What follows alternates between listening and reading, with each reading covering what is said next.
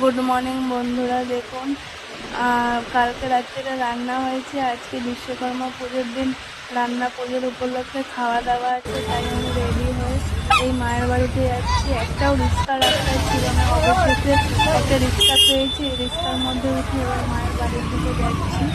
এই যে মায়ের বাড়ি পৌঁছে গেছি। মা সবাইকে প্রসাদ দিচ্ছিল। পিসিমণি বসে ভাত খাচ্ছিল, বললো অল্প একটু খাই, খুব খিদে পেয়েছে, সারা রাত জেগে আছি।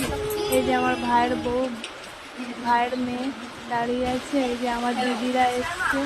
আমার দিদিকে দেখানো হয়নি গাইস, এই দেখুন এটা আমার দিদি। দুটো মেয়ে আর একটা মেয়ে আছে ছোট, ওই দেখুন ওই দুটো মেয়ে। দিদি বসে আছে। এই যে আমরা দেখাচ্ছি। এবার